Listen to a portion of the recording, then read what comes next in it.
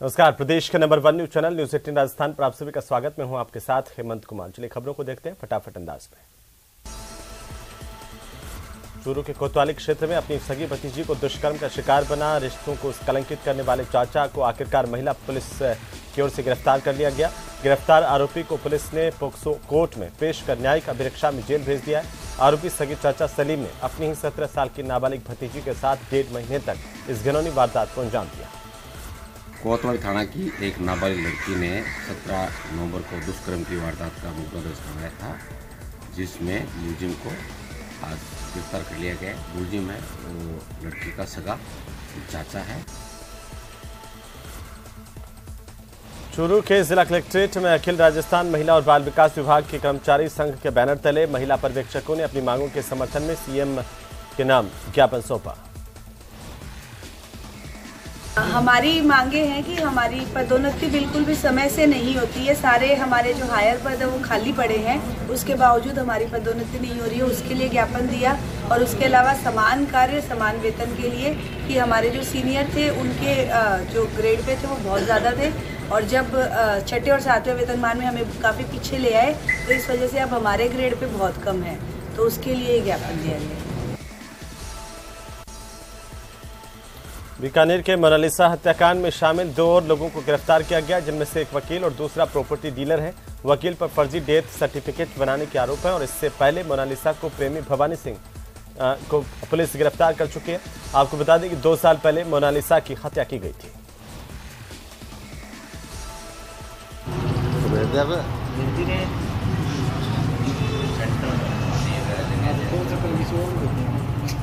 मेरे को तो डिलीट कर दिया। अच्छा। झुंझुनू के चिड़ावा के सरकारी अस्पताल में डॉक्टर चैम्बर में दिखाने के लिए लाइन में लगे मरीजों की जेब तलाशी कर रहे एक व्यक्ति को लाइन में लगे लोगों ने पकड़कर पुलिस के हवाले कर दिया। लोगों की ओर से जेब कतरे की धुनाई भी की गई। एक बुजुर्ग की जेब में उन्होंने हाथ दिया लेकिन सक्सेस नहीं हुए। फिर वे बाद में रघुवीर मीर साहब जो हैं उनके रूम में गए, वहाँ भी उन्होंने कोशिश की। करीब 1 घंटे बाद कोशिश करते करते जब वो सफल नहीं हुए तो उनको पकड़ के जब उनसे पूछा गया तो बोले मैं तो जांच करवाई है, ये दवाइयाँ लेने के लिए आया हूँ। उधर जालौर में कार सवार गुंडों का तांडव देखने को मिला। बदमाशों ने मांडवला के टोल प्लाजा पर कर्मचारी को कार से कई मीटर तक घसीटा। मौके पर अन्य टोल कर्मियों ने कार से नीचे से निकालकर टोल कर्मी की जान बचाई। कार से कुचलने की वजह से टोल कर्मी गंभीर रूप से घायल हुआ है, जिसका इलाज जारी है। टोल के सीसीटीवी में वारदात कैद हुई। उधर भरतपुर शहर में यूआईटी की ओर से स्कीम नंबर 13 को अधिग्रहण करने के मामले में किसानों का प्रदर्शन लगातार जारी है। किसानों का कहना है कि करीब 15 साल पहले यूआईटी की ओर से स्कीम नंबर 13 के तहत 2200 बीघा जमीन का अधिग्रहण किया गया था, जिसमें 10 से ज्यादा गांव के किसानों की जमीन अधिग्रहित की गई थी। किसानों को मुआवजा देने और 30% पट्टा देने का समझौता पत्र लागू किया गया था, लेकिन किसानों को अभी तक ना तो मुआवजा दिया गया, ना ही पट्टे वितरित किए गए। मैं खूब डोले मन कर गिनाई पर हमारी कोई सुनाई ना करी। जब भी प्लांट लगाया और जब भी हमने हाथ जोड़ के कही साहब हमारा निर्वेरो कर दो, जब कच्छी करियो और काव ने ना सुनी। हमने धरना दियो, फिर धरना पर सेक्रेटरी साहब ने 3 महीना को टाइम दियो। मेरे के हिसाब तो 3 महीना को ले ले पर हमारा निर्वेरो कर दी। भीलवाड़ा के Subhash Nagar police chain snatching के इस मामले का खुलासा किया है, जिसके बाद पुलिस खुद हैरत में पड़ गई। चैन स्नैचिंग करने वाले युवकों को उनकी मां की ओर से ही अपराध के इस दलदल में धकेला गया, बल्कि मां की ओर से ही बार बार चैन स्नैचिंग करने के लिए मोटिवेट भी किया जा रहा था। हालांकि इस मामले में पुलिस ने मां समेत दोनों बेटों को गिरफ्तार किया है। थाना अजा पर एक टीम गठित की गई और जो बदमाश इस तरह की वारदातें कर रहे थे उनके सीसीटीवी फुटेज मुखबिर मामूर करके हमने उनका पता किया। उसमें 2 लड़के और 1 औरत को डिटेन करके उनसे पूछताछ की गई। नागौर जिले की सदर थाना पुलिस ने 3 जिलों में चोरी की वारदात को अंजाम दे चुके शातिर चोरों को गिरफ्तार कर लिया। 4 शातिर नकबजनों को बीकानेर के गजनेर और नागौर से गिरफ्तार किया गया।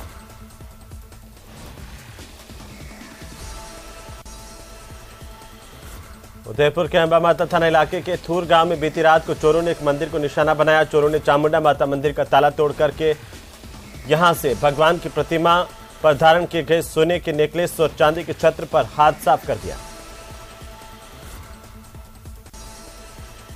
तो राजधानी जयपुर में कपल ने एसपी दफ्तर पहुंचकर अपनी जान की सुरक्षा की गुहार लगाई है। एसपी को शिकायत देने वाली महिला का नाम रूबीना है और रूबीना चंडीगढ़ की रहने वाली है। रूबीना का कहना है कि उसने हाल ही में चूरू जिले के रहने वाले जगदीश सिहाग से लव मैरिज की।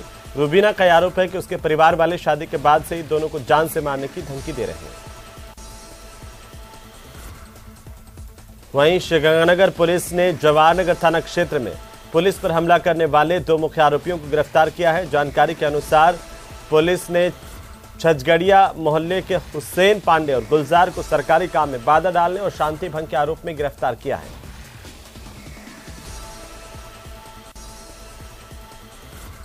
धौलपुर शहर के महिला थाने में एक युवती ने 3 लोगों के खिलाफ गैंगरेप का मुकदमा दर्ज करवाया। मामले की जानकारी देते हुए महिला थाना प्रभारी ने बताया कि पीड़िता को 3 युवकों ने सोमवार की रात को झांसे में लिया। कोर्ट परिसर में मौजूद एक भवन में उसके साथ गैंगरेप किया गया। ग्वालियर निवासी एक युवती ने धौलपुर के रहने वाले 3 युवकों के खिलाफ महिला थाने पर गैंगरेप का मुकदमा दर्ज कराया है। एफआईआर दर्ज कर ली गई है। पीड़िता का मेडिकल मुआयना करा दिया गया है। अग्रिम अनुसंधान श्रीमान सीओ साफ सिटी सुरेश सांकला जी द्वारा किया जा रहा है। तो वहीं जैन समाज की ओर से समाज के झारखंड के गिरिडीह जिले में स्थित सबसे बड़े तीर्थ स्थल को पर्यटन स्थल घोषित किए जाने का विरोध करते हुए धौलपुर जिले की जैन धर्मशाला में बैठक की। तीर्थ स्थल को यथावत रखने के साथ अपनी 5 सूत्रीय मांगों को लेकर एडीएम को ज्ञापन दिया।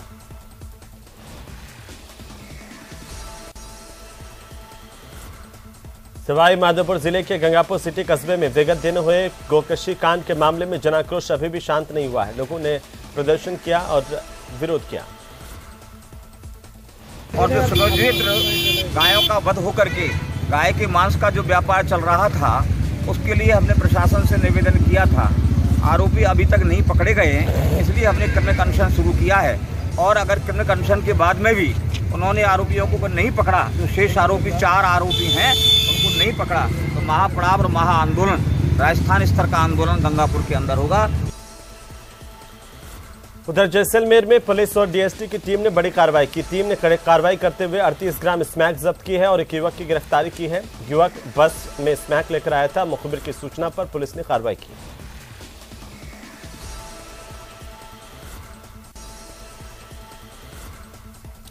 सिरोही में यातायात के नियमों की पालना नहीं करना लोगों पर कई बार भारी पड़ चुका है। जिले में हो रहे लगातार एक्सीडेंट की घटनाओं में बढ़ोतरी को देखते हुए जिला कलेक्टर ने परिवहन विभाग को निर्देशित किया।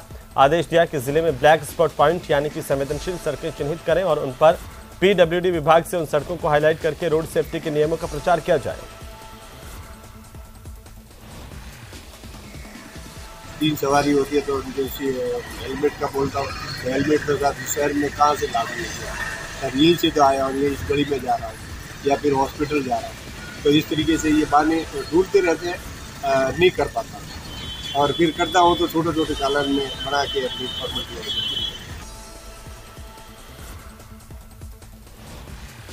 कल से सेकेंड ईयर शिक्षक भर्ती परीक्षा का आयोजन होगा। इसके लिए दौसा में 38 परीक्षा केंद्र बनाए गए। इन परीक्षा केंद्रों में कुल 75,354 परीक्षार्थी पंजीकृत किए गए हैं। कल यानी कि 21 दिसंबर को पहली पारी में सामान्य ज्ञान और दूसरी पारी में सोशल साइंस की परीक्षा होगी। प्रत्येक पारी में 13,272 परीक्षार्थी शामिल होंगे।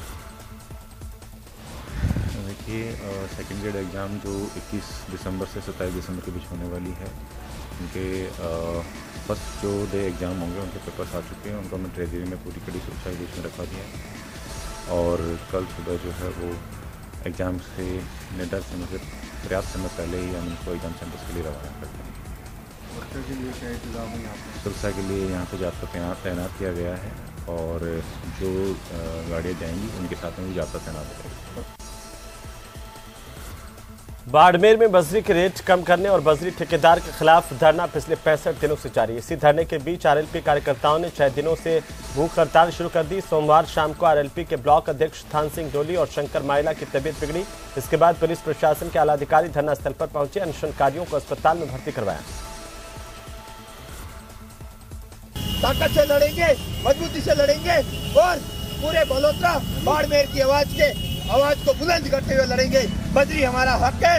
बजरी की दरों को कम करवाने के लिए जब तक मेरे शरीर में जान है, अंतिम श्वास तक बलोत्रा और बाड़मेर और पूरे राजस्थान की लड़ाई हम लड़ेंगे। जहाँ जरूरत पड़ेगी अंग्रेज पंक्ति में खड़े होकर मिलेंगे।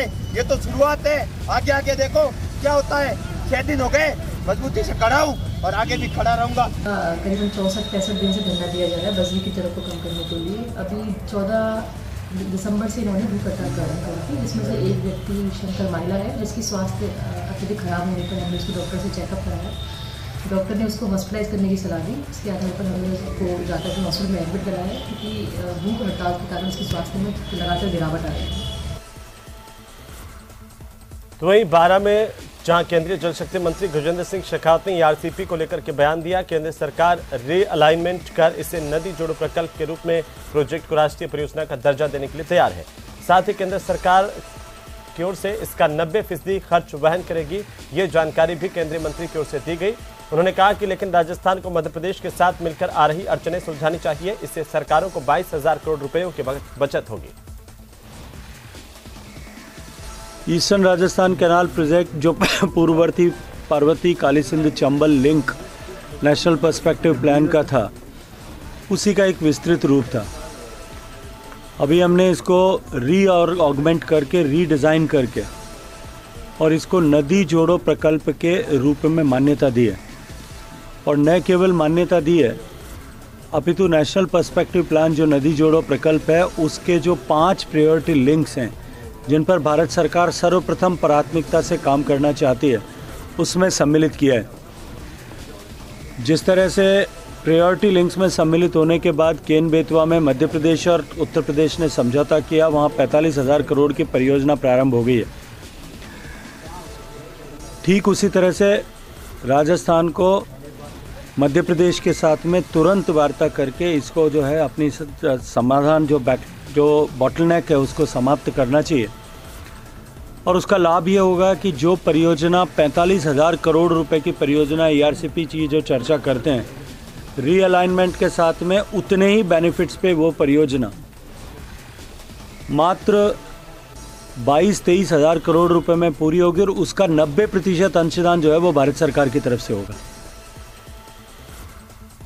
झालावाड़ जिले के अकलेरा कस्बे के नेशनल हाईवे 52 पर खुलेआम चल रहे अवैध बजरी के गोरखधंधे पर मंगलवार को अकलेरा के डीएसपी गिरधर सिंह ने ताबड़तोड़ कार्रवाई की और मौके से मिले 2 डंपर और अवैध बजरी के स्टॉक को जब्त किया गया।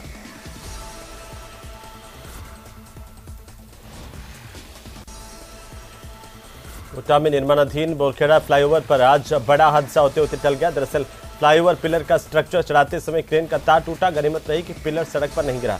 बताया जा रहा है कि पिलर को काफी ऊंचाई तक उठा भी लिया गया था, लेकिन इसी दौरान क्रेन का तार टूटा जिससे हादसा हुआ। पिलर सीधा नीचे जा गिरा। कोटा के सुंदरनगर इलाके में म्यूजिक की मस्ती के साथ एक 21 साल के युवक ने मौत को गले लगा लिया। निजी स्कूल के सुरक्षाकर्मी ने पहले कमरे का दरवाजा बंद किया, तेज आवाज में फिल्मी गाने चलाए और उन गानों को सुनते सुनते हुए पंखे से लटक करके उसने आत्महत्या कर दी। पिताजी का नाम पूरी लाल और अच्छा बड़ा व्यवहार था उसका। कुछ किसी से कोई लड़ाई झगड़ा नहीं और हर किसी से व्यवहार बना के रखता था। हर तरह से काम करने को तैयार रहता था। तो क्या कारण मानते हो? कहाँ गए थे? ससुराल में लगाई? इसने कहाँ पे लगाई? घर पे लगाई। आके ससुराल गया था, वहाँ से वापस आने के बाद में उसने शाम को करीबन 5:30 बजे करीब देखा खबर आई दुकान पे, तो उसने सुसाइड कर दिया। मेघवाल था, वो करीब 21 साल उम्र थी। सुंदरनगर का रहने वाला था, जो सिक्योरिटी गार्ड का काम करता था। इसने कल 4:30-5 बजे करीब घर पर ही कमरे में कंधे पर झूलकर आत्महत्या कर ली थी। तो वहीं नशे की तस्करी के खिलाफ बांसवाड़ा पुलिस को बड़ी कामयाबी मिली। पुलिस ने कार्रवाई करते हुए प्रतापगढ़ जिले से लंबे समय से फरार चल रहे 2 तस्करों को गिरफ्तार किया।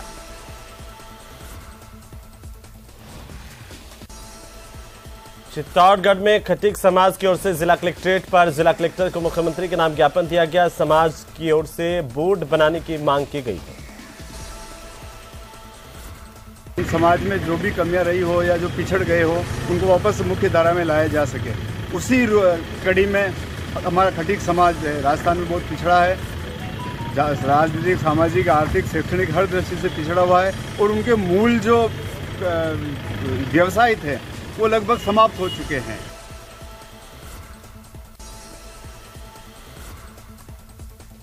प्रतापगढ़ के पीपलकोट इलाके में नेशनल हाईवे 56 पर लगातार हो रहे हादसों को लेकर जिला कलेक्टर डॉक्टर इंद्रजीत यादव ने दुर्घटना स्थल का निरीक्षण कर अधिकारियों को आवश्यक दिशा निर्देश दिए हैं। मौके पर पहुंचे जिला कलेक्टर ने पिछले 3 दिनों से एक ही जगह पर हो रहे लगातार हादसों को लेकर उपखंड अधिकारी और पुलिस के अधिकारियों से चर्चा की। हाईवे पिछले कुछ दिनों से एक पर्टिकुलर स्ट्रेच पे एक्सीडेंट्स हुए हैं, उसको लेके हमारी उपखंड प्रशासन की टीम और पुलिस के द्वारा जांच की गई है। पुलिस के द्वारा एक जो महत्वपूर्ण कारण बताया गया कि जब ढलान पे हैवी व्हीकल्स आते हैं तो नॉर्मली स्पीड लिमिट से बाहर रहते हैं और न्यूट्रल गियर में चलाते हैं।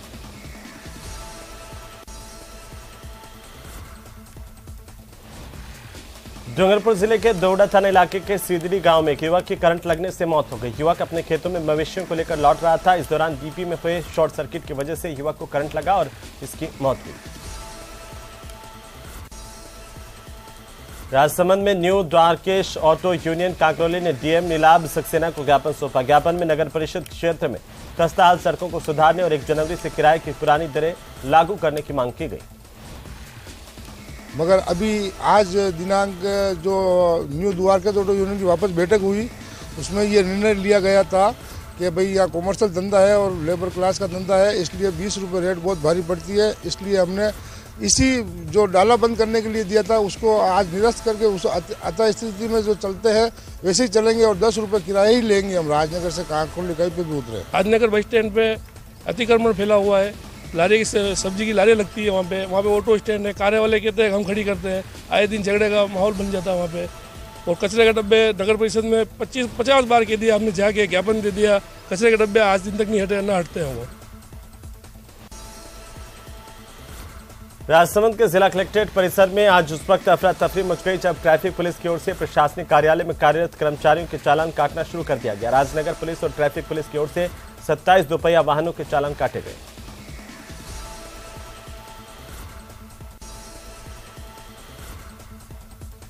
जोधपुर में पूर्व मुख्यमंत्री वसुंधरा राजे ने मंगलवार को भुंगरा गांव का दौरा कर पीड़ितों से मुलाकात की। वहां की स्थिति देखकर उन्होंने दुर्घटना पीड़ित परिवारों को गोद लेने की घोषणा की। वसुंधरा राजे ने भाजपा नेताओं की कमेटी बनाकर सर्वे करवाकर पीड़ित परिवारों को राहत देने की बात कही है।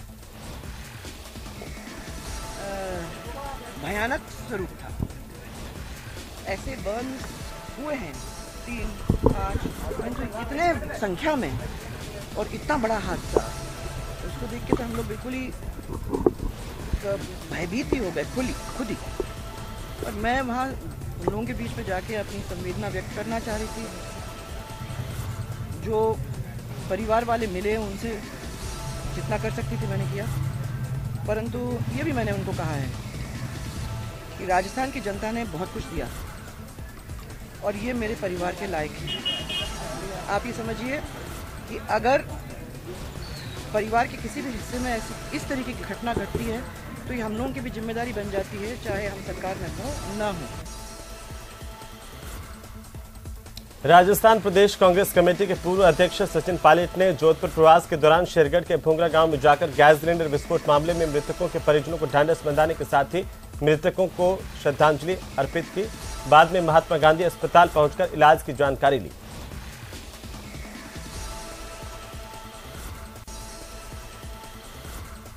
अलवर में भारत जोड़ो यात्रा के दौरान कांग्रेस ने प्रेस कॉन्फ्रेंस की, जिसमें जयराम रमेश, पीसीसी अध्यक्ष गोविंद सिंह डोटासरा, सीएम अशोक गहलोत ने संबोधित किया। इस दौरान प्रेस कॉन्फ्रेंस में मुख्यमंत्री अशोक गहलोत ने कहा कि यह यात्रा महंगाई और बेरोजगारी के खिलाफ है और इस यात्रा से बीजेपी विचलित हो गई।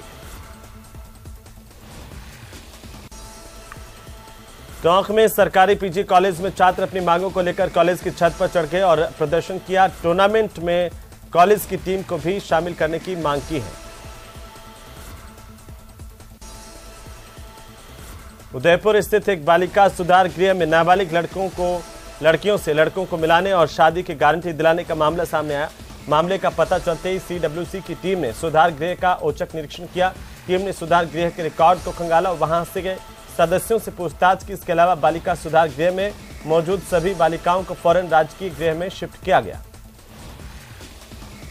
नहीं सर, हमारे यहाँ मेरा पूरा रिकॉर्ड है सर। बहुत सारे बच्चे हमारे यहाँ आए हैं, गए हैं, बहुत सारा रिकॉर्ड मेरे पास में है। ऐसा मैं बिल्कुल रिकॉर्ड कोई देखना चाहेगा तो मैं दिखा भी सकती हूँ। बहुत सारे बच्चे आए और गए और बिगड़ सीडब्ल्यूसी के हम किसी को आने नहीं देते हैं।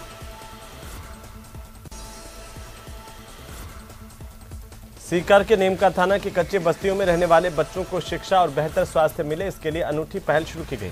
झुग्गी झोपड़ियों में रहकर कचरा बीनने और भिक्षा मांगने वाले बच्चों को शहर की मुक्त आकाश संस्था के सदस्य फुटपाथ पाठशाला से जोड़कर भविष्य संवारने की कोशिशों में लगे हैं। कोविड के दौर के कुछ लोगों ने बच्चों के स्वास्थ्य और शिक्षा पर ध्यान दिया। शहर के औद्योगिक क्षेत्र में चल रही फुटपाथ पाठशाला में 60 से ज्यादा बच्चे रोजाना पढ़ने आते हैं।